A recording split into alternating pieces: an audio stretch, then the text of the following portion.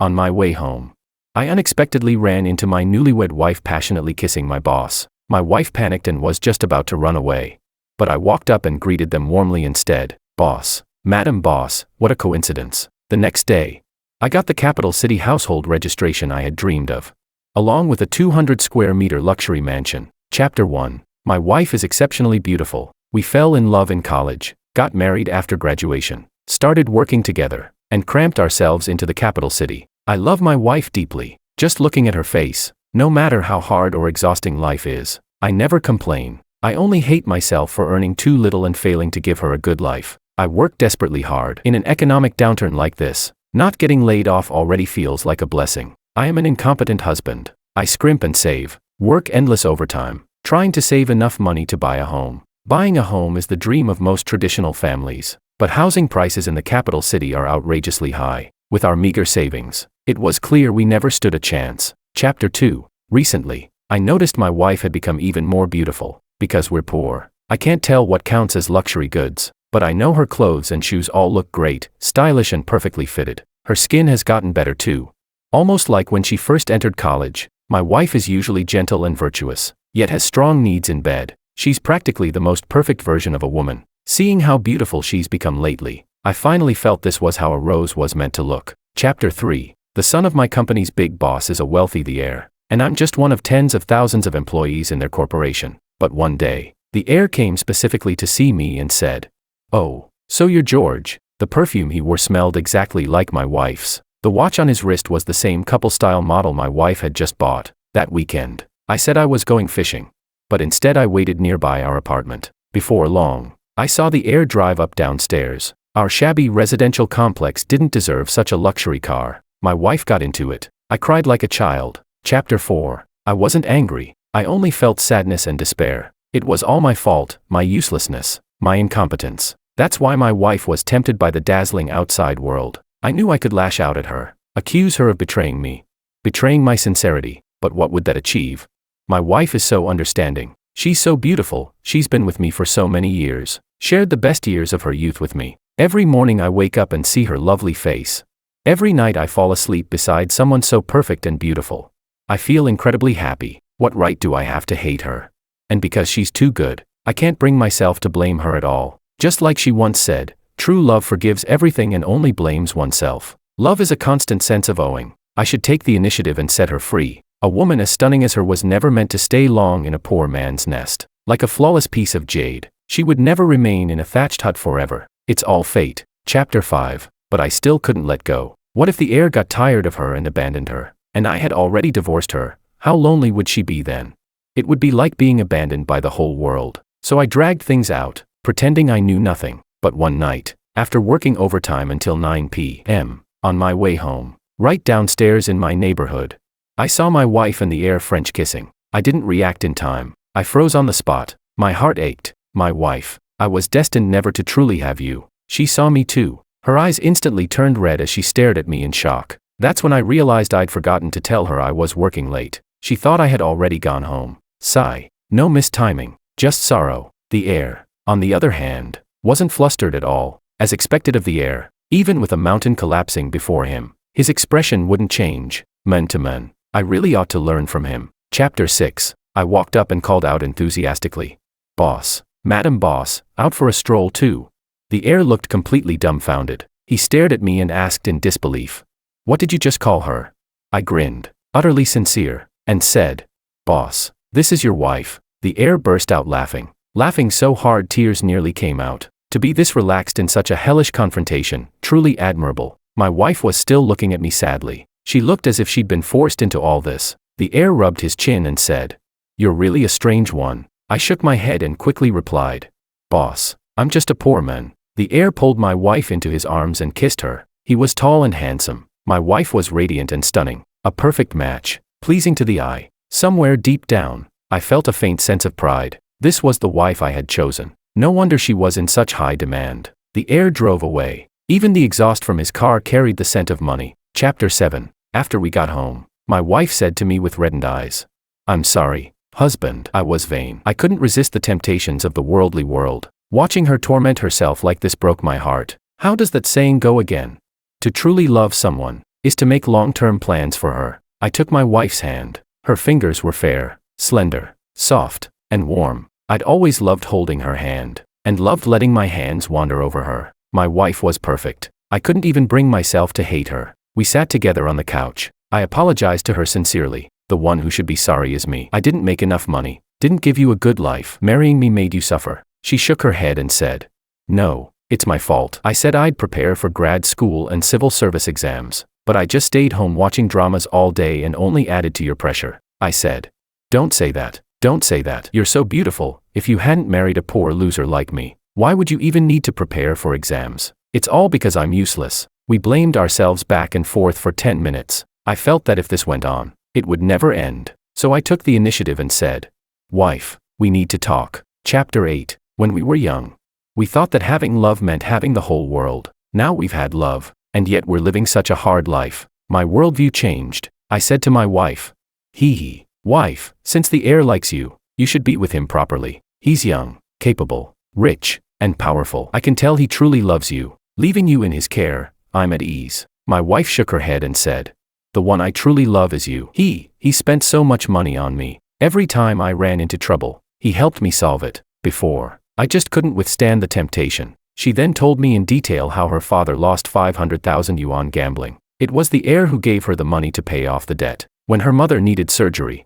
It was also the heir who lent her the money. The heir was genuinely kind. He never forced my wife at all. He just kept giving. My wife had told me about her parents' situation before. Back then, I felt as if the sky had collapsed. After all, I had less than 100,000 yuan in my bank account. Not only could I not help them, I was also filled with negative emotions, instinctively seeing her parents as a burden. My wife is a very understanding woman, so she never asked me for money, and I chose to be an ostrich. As long as you don't bring it up, I'll pretend nothing ever happened. I really am a coward. Not long after that, my wife happily told me that things back in her hometown had been resolved. Not only that, she even apologized to me, saying she had made me feel bad. I never expected it was the heir who had helped her. Comparing myself to the heir, the difference was painfully obvious. I felt deeply ashamed. I said, "There's no need to explain. I understand. I want you to live a good life. Since he can make things easier for you, then be with him. I love you, and I want you to be happy."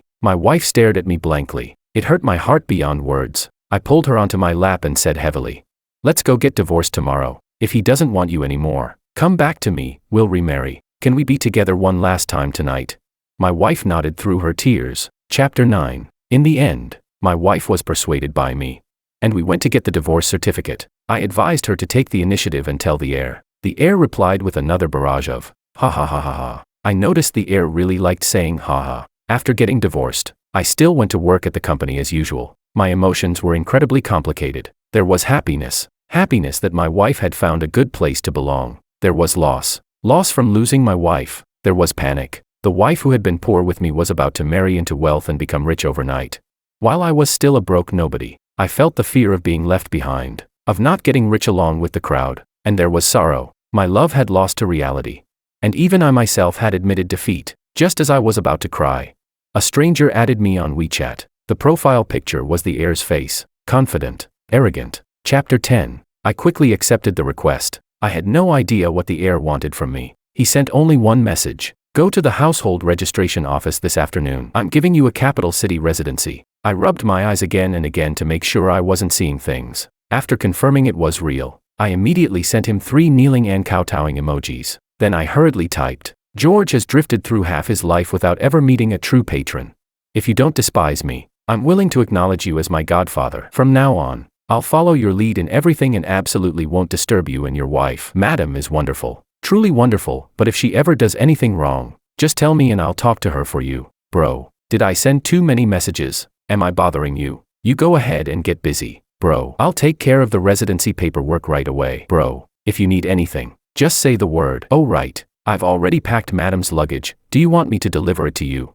The heir sent back another long string of, ha ha ha ha ha ha ha ha. I figured he must be in a good mood. So I asked my ex-wife, "Should I deliver your luggage to my godfather's place?"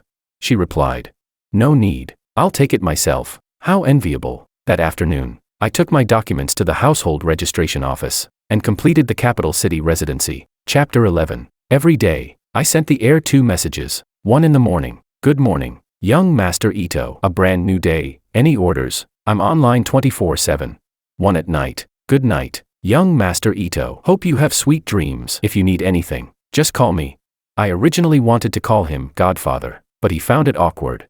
So I had no choice but to address him as Young Master Ito. Heaven rewards the devoted. On the night of the 19th day of my one-sided daily greetings, he sent me a hotel address and a room number. He told me to go buy condoms. His exact words were, little umbrellas. Without some life experience, there'd be no way to understand what he meant. I sprang out of bed instantly and bought them at lightning speed. I bought every type and size available. On the way to the hotel, I sorted them neatly by category, and even bought preventive medication for him, just in case. Safety comes first. Chapter 12. I knocked on the door. The one who opened it was a beautiful woman dressed very revealingly. She was undeniably attractive, the kind of beauty that resonated instinctively. I lowered my eyes and handed her the bag. Then the door closed. There was more than one woman inside. The heir's life, my ideal. I didn't leave. I sat down on the carpet outside the heir's room door. I studied English while waiting to see if the heir would have any instructions for me. When I got tired of studying, I leaned against the wall and closed my eyes to rest. I felt a bit sympathetic toward my ex-wife, but for a man like the heir, having several women was normal enough. I just hoped my ex-wife could face reality. After all, we were all poor people who had been whipped by reality. Chapter 13. Luckily, the next day was a rest day, so I didn't need to go to work. When the heir opened the door and saw me, he was startled and asked, "Why are you still here?" I quickly pledged my loyalty. "Heir, I was worried you might need something. I stayed here, it's more convenient." The heir burst out laughing, then threw on a coat and put a cigarette in his mouth. I immediately understood, lit the cigarette for him at once, and followed behind him like a total lackey. When we reached the parking garage, he asked me, "Can you drive?" Thank God, I had a driver's license. I'd also been practicing driving regularly using company vehicles at work. I nodded immediately. He said, "Then you drive." The next second, he pulled out the keys and tossed them straight to me. Holy shit, a Maserati. The heir went to a club to meet young models. I handled tea, drinks, and every little task, running around before and after him. Honestly, being the heir's attendant was pretty flashy, if he planned on keeping someone long-term. I was even tempted to quit my job, but getting into his family's company had cost me blood, sweat, and relentless competition. It wasn't something I could casually throw away. Chapter 14. In the end, the heir transferred 200,000 yuan to me. This was a tip. After sending the heir home, my life suddenly felt much emptier. From then on, the heir would occasionally send me an address, usually telling me to go find him. Sometimes it was to play games, and I acted as his gaming partner. Sometimes it was to eat, and I acted as his dining companion. To be honest, with so many women around him, the fact that I could still get my turn to accompany him meant my tireless, persistent devotion must have moved him. Every time, I gained quite a lot in return, never less than 6 figures. I flattered the heir endlessly. When he won a soccer match, my ex-wife hugged him to celebrate, and I burst into tears on the spot. He frowned and asked, "Why are you crying?" I said sincerely, "Young Master Ito, you played so well, I'm just overwhelmed. When I was a kid, I dreamed of playing soccer on the field." He said, "What's so hard about that? Next time, come train with me." I shook my head, lifted my pant leg, and revealed half of a cold prosthetic limb. It was from when I was young. I got caught in machinery while doing farm work, and was left disabled. The heir took one look, burst out laughing again, even took photos and posted them online. When accompanying him to buy suits and luxury watches, I talked them up better than any sales assistant. When he lost at games and lashed out in frustration, I endured it better than a turtle withdrawing into its shell. Chapter 15. After my ex-wife moved out, I was left living alone. Thanks to the heir, I was soon promoted and got a raise. Sometimes, while I was at work, the heir would directly come over and take me out with him. I used to worry that accompanying the heir would interfere with my job, and even thought about resigning. Later I realized that as long as I was the heir's lackey, even if my work was delayed, no one would say a word. The leaders would just arrange for someone else to do my job. Heh, the heir even took me along to invest. He asked me, "How much do you dare to put in?" I looked at his confident expression and said, "I dare to put in everything." He asked curiously, "How much is your everything?" I replied, 1,865,326. He burst out laughing. What was tragic was that out of that amount, the money I had actually saved from my own salary was only a little over 80,000. The rest came from the heir's rewards, plus various second-hand clothes, shoes, phones, watches, and the like that he gave me. which I sold on second-hand platforms. I didn't sell the brand new things he gave me, because I understood. He gave me those so I wouldn't embarrass him. If I dressed too shabbily, how could he still take me out with him? Chapter 16. Rich people's investing isn't really called investing. I followed the heir's instructions to the letter, bought specific stocks he told me to buy, and sold them at the exact times he specified. I made almost $1 million. I was thrilled. I continued being the heir's lackey. Sometimes I ran errands for him, delivering all kinds of things. I could freely come and go from his home. He had a large luxury apartment and stayed there most of the time, though occasionally he would go back to accompany his parents. He probably had over 10 girlfriends. Some were celebrities, some were models. My ex-wife had it good. The heir helped launch her career. She became a minor celebrity herself. And he even tailored several shows specifically for her. Chapter 17. My English had become very fluent. Sure enough, when there's no woman in your heart, you wield the blade like a god. I wasn't dating or getting married anymore. My main time went to work. After work, I sucked up to a rich second gen and studied foreign languages. The return on investment was incredible. After finishing English and taking the TOEFL, I started learning Spanish and preparing for the deli. The heir began going on blind dates. That blind date partner of his was nowhere near as good looking as his girlfriends, but her family was rich and powerful. So the two were considered a well-matched pair. He asked me, if it were you, would you choose your ex-wife or the blind date partner? I hesitated and said, well, do you even need to choose? Keep the pretty one on the side and don't let anyone know. Right. The heir burst into even louder laughter. He slapped my shoulder wildly, laughing so hard his mouth nearly split to the back of his ears. When the heir was preparing for his wedding, I was even more enthusiastic than he was, choosing venues, picking rings, offering strategies, filming vlogs. He said this wedding was making me more active than the bride and groom themselves. I was also fortunate enough to attend the heir's wedding. The level of luxury made this ordinary corporate slave silently shed tears of envy. Chapter 18. Not long after, my ex-wife landed a moderately popular drama. Once again, I shed tears of envy, but I also had several million in savings by then. Not bad, we both had bright futures ahead. If housing prices hadn't been mercilessly fleecing people, I would have bought a place long ago. On a Saturday, the heir didn't summon me, so I stayed home playing games. Then the heir called me and said, George, I've been caught cheating by my wife. I was shocked. He lit a cigarette. I heard the sound of the lighter. After a pause, he said, she's downstairs right now, ringing the doorbell. My brain started racing. I asked, the address? He sent it to me. I'd been to that villa before. I'd even gone there to deliver condoms for him. I said, hang in there, wait for me. Chapter 19. On my way over, the heir said he suspected his wife had followed him, because he had exchanged a few WeChat messages with my ex-wife, set a time, and then gone out. On the road, he felt like someone was tailing him. He just didn't expect that she would actually follow him all the way. I cursed. This woman really doesn't know what's good for her. You already married her and she's still this unreasonable. Not like me, I only ever go along with you, bro. In fact, the influence of the heir's wife's family was even greater than that of the Ito group. The heir still wanted to maintain a good relationship with his wife's family, so everyone could support and help each other in the future. Although the heir acted calm and detached, I could hear the panic underneath, but he was used to being a womanizer. Asking him to suddenly behave himself was impossible. After all, any one of his girlfriends was a beauty with more allure than top-tier celebrities. My ex-wife really was outstanding. Chapter 20. I climbed a tree, jumped the wall, and then climbed up to the second-floor window of the heir's villa. Both my ex-wife and the heir looked tense. Downstairs, the villa's doorbell was still ringing non-stop. My ex-wife went to open the door. The heir and I went up to the rooftop pool to swim. When his wife came upstairs, the heir and I looked at her with matching confusion. The heir asked, "Why are you here?" His wife's expression was ugly, but when she saw me, it instantly turned awkward. "Why are you here?" I shrugged and said, "Makoto and I are good brothers. I came to hang out with him. You saw me at the wedding, remember?" She nodded. Feeling awkward, I stood up, ready to go downstairs. At that moment, there was already a slap mark on my ex-wife's face. I was shocked. "Wife, what happened to you? Who hit you?" My ex-wife covered her face, looking utterly wronged. This woman kept ringing the doorbell. When I asked who she was, she wouldn't say. The moment I opened the door, she rushed in and slapped me. I thought it was some mistress you'd found outside coming to show off. Chapter 21. I glared at the heir's wife in fury and said, "Miss Kim, could you please stop hitting my wife in the future?"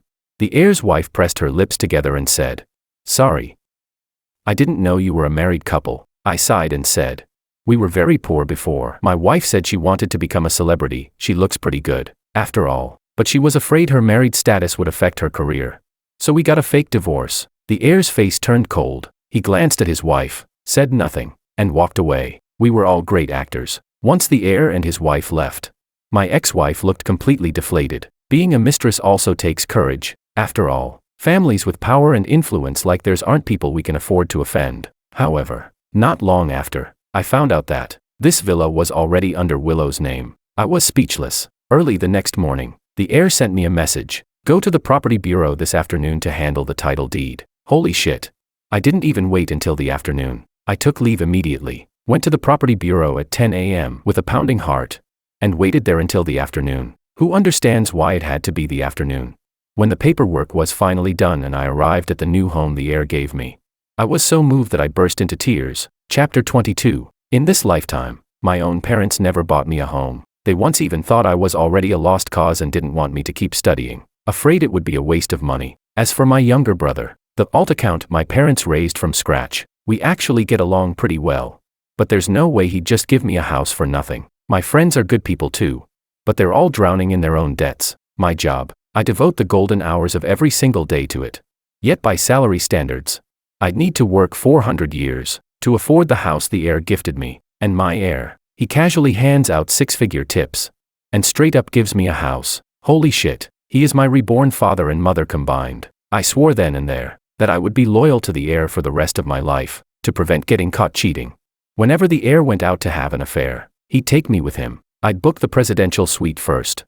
Then he'd come over with his girlfriend. They'd wage war in the bedroom, while I stayed in the living room on my phone, keeping watch like a sentry guarding a tower. Not a single one of his girlfriends ever got dumped. From them, I learned that the heir was even more generous to his girlfriends. Jewelry, accessories, designer bags, everything you could imagine. When you added it all up, the total was already well into the tens of millions, and that didn't even count the resources he casually poured into them. Chapter 23. One time, the heir's wife really did come to catch him in the act again. She knocked directly on the door, and even told the hotel staff to open it. The heir immediately hid in the wardrobe. I instantly dove under the covers, and lay down next to his brand new girlfriend.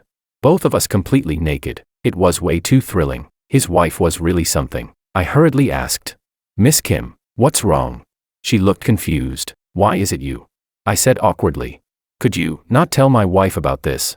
She became even more awkward, and then left. I was in the middle of kissing the heir's new girlfriend, when his wife suddenly doubled back. I was speechless. Luckily, I'm clever. Chapter 24. The heir deleted all his girlfriends. Something seemed to have gone wrong at home. His wife was actively collecting evidence to divorce him. I added all his girlfriends on WeChat. If the heir wanted to date them, he had to go through me. Usually he'd say he was coming over to my place to play games, and his girlfriends would come too. I was already very experienced at this. Everything was done flawlessly, without a single leak, for convenience. He even gave me another villa, like handing out cabbages. Chapter 25. There was an overseas assignment opportunity at the company. I happened to meet the requirements. I was very tempted. Going abroad would let me see more of the world, but leaving the heir behind, I really couldn't bear it. In the end, it was the heir himself who told me to go. I hurriedly asked why. He dropped a bombshell. My ex-wife was pregnant, but he wasn't sure whose child it was. Because later on, things got pretty wild between them. My eyes went wide. The heir's wife had been investigating very aggressively lately. He told me to get ready and send my ex-wife abroad first. Once I went overseas, it'd be convenient for me to look after her, while I was secretly glad to finally be useful again. I couldn't help but worry for the heir as well. Chapter 26. Later, I arranged a paternity test in my own name together with my ex-wife. In the end, it was confirmed, the child was the heir's. I felt a faint sense of sadness. I hadn't even started a new relationship yet, and my ex-wife already had a child, with the heir as the biological father. The child's future was so bright it kept me awake at night. Next time the heir has another illegitimate child, he'd better inform me in advance, so I can go reincarnate early. And so, I left for the overseas assignment. The languages I'd studied before finally came in handy. The heir gave me a sum of money, telling me to buy a house, a car, and infant supplies. I agreed without hesitation. Once everything was prepared, my ex-wife came over when she was 6 months pregnant. She had maintained her figure very well. 4 months. None of her fans had noticed the pregnancy. The heir said that during those 2 months, His wife hadn't caught any evidence on him at all. He even found a man to flirt with his wife on his behalf. I was speechless. I could only give a thumbs up, as expected of the heir. Brilliant and decisive. Everything thought through. Chapter 27. After my ex-wife gave birth, she hurried back to continue filming. The child was registered under my name. I became a father just like that. Both she and the heir were good-looking. So naturally the child was good-looking too. The heir hired me to focus solely on taking care of the child, paying me $200,000 a month. He threatened me viciously. If you dare to slack off or mistreat my son, I'll hunt you down through the dark web. It sent a chill down my spine. Damn, rich people are terrifying. To take care of the child, I quit my job, to stay legally. I applied to a university. When I had classes, I brought the baby with me. When the baby cried, I'd carry him out of the classroom. My classmates were speechless. The professor was also speechless. Chapter 28. Since my ex-wife and the heir couldn't come see the child, they had me run a cute baby account, updating it daily. Each post was visible only to the heir and my ex-wife. Every time I thought about the fact that I was raising my ex-wife's and the heir's child, I felt how strange and boundless this world truly was. Marvelous. Simply marvelous. Besides me taking care of the baby, the heir also hired 2 domestic workers, half to help, half to keep watch. Pretty good. So I wasn't busy at all. I was actually handling things with ease. Chapter 29. During this period, I not only completed my studies, but also started dating a wealthy older woman. Yes, a wealthy older woman. Her daughter was about the same age as me. When I asked her out, she asked me out too. We got along extremely well. Our minds highly compatible. One not obsessed with money, the other not obsessed with lust. Very quickly, I proposed to her. As for whether she had an old person smell, to be honest, I didn't notice any. All I smelled was the metallic scent of money. How should I put it? We could be called a match made in heaven. She taught me many things, and I worked very hard for her as well. After marrying the wealthy older woman, I gained legal status and an additional monthly income. She set up a fund for me, from which I could withdraw $50,000 per month as living expenses. When the heir found out, he was utterly shocked. His child had gained a stepmother. The heir was speechless. Chapter 30. The only downside was that the wealthy older woman wasn't very fertile anymore. I tried for more than half a year, and still couldn't get her pregnant. I panicked. I went straight for IVF. She became pregnant with twins. I was very satisfied. She successfully gave birth to a boy and a girl. A perfect set. My twins received an extremely generous inheritance. Each of them gets $200,000 in monthly living expenses. Fantastic. The heir often comes to see the eldest. His child, living with me, is considered the eldest. My son is the second. My daughter is the third. Chapter 31. When the wealthy older woman passed away, the twins were 3 years old. I received an inheritance of $1 billion. Each of the 2 children received $2 billion. Even the heir's son got a share, $500 million. Her assets were terrifyingly vast. And this still wasn't all of them. The remaining portion was inherited by her daughter. That part one won't go into for now. I have to say, the heir's son really was born with a fate of wealth. Maybe he even brings me luck. I decided to keep raising him. As long as the heir doesn't ask to take him back, I'll continue raising him as my own son. Besides, children bond with whoever raises them. The heir and my ex-wife only see him a few times a year. How much affection could he possibly have for them? And besides, the heir's wife has already given him another son. Chapter 32. After the wealthy older woman passed away, I split my time between investing and dating. After all, once you have money, you should enjoy life a little. I only dated young, beautiful models, but unlike the heir, I never dated several at the same time. I dated them one by one, and I didn't spend money. Over here, it's not popular to date several people at once anyway. It's more like one at a time, just with faster turnover. It fits my consumption philosophy perfectly. Date, but don't spend. Chapter 33. The heir brought his second son to country A to study. We lived next door to each other. This time, my house was finally not a gift from the heir. It was a gift from the wealthy older woman's daughter. Me, someone who's loved taking advantage all his life, felt very proud. The eldest was already 5 years old. The heir's second son's nickname was Shingsai, and he was 3. My twins were also 3. The eldest didn't know the heir was his biological father. He thought I was his dad, but he did know my celebrity ex-wife was his biological mother. Such a complicated set of relationships. Chapter 34. My celebrity ex-wife had been desperately filming non-stop. She had now become a top-tier star. She said making money was addictive, but her career took a massive hit after she came to country A to see the eldest, and got exposed. Originally, the heir could have suppressed the publicity completely, but his wife was watching him closely. And he didn't dare make a move. After his wife gave birth, he cut off all contact with his other girlfriends, because I wasn't in the country. He nearly had a major fallout. He said his wife was extremely vengeful. My celebrity ex-wife, the mistress, tried to salvage the situation, but the eldest's actions completely chilled the heir's heart. Chapter 35. Here's what happened. The heir and I were having lunch together, a truly equal meal, because I'd been involved in too many of the heir's unspeakable affairs. We were actually closer than even his most trusted subordinates at the company. The nanny made a pizza. One tray wasn't enough to go around. After each of the kids got one, there was only one slice left for me and the heir. The eldest didn't hesitate at all, and gave the pizza to me. I quickly said, "Lucas, give it to Uncle Ito first. He came specifically to see you. You should think of him first." Lucas was reluctant. He explained to me, "Dad, this pizza is really good. I made it together with the nanny. The one the nanny brings out later is for Uncle Ito. This one, I helped make it." Chapter 36. The heir smiled and said, "If you made it, then I have to try it even more. I flew more than 10 hours just to see you." Lucas couldn't understand that. He was a stubborn child and insisted, "Dad, I want to give it to you. Meaning, don't say anything else." I gave a helpless, bitter smile and could only eat it. The heir sighed, shrugged, and said, "I owe him." I said indifferently, "He's living such a good life, where's this so-called debt coming from?" He said, "He's not close to me," I replied. Kids are all like that. The heir was afraid the child wouldn't be able to keep secrets, and also afraid he couldn't accept his background. So he had always kept the truth from Lucas, but at the same time, he didn't want his biological son to be completely stolen by me. So the heir had my ex-wife come out to take care of the child. At least she was the biological mother. Chapter 37. My ex-wife didn't dare disobey and came, but Lucas wasn't close to her either. Before this, he had always called the wealthy woman Mom. He couldn't understand why he now had to call my ex-wife Mom. I could only try to explain it to him, but Lucas felt that my ex-wife didn't love him at all. Otherwise, why would she have left me? I was instantly left speechless. Filled with guilt, he thought that no real mother would abandon her child. Giving birth but not raising him could only mean she saw him as a burden. Luckily, he didn't dwell on it too much. After all, every day he had soccer to play, friends to run around with. His days were always loud and full of life. Chapter 38. Once my ex-wife came over.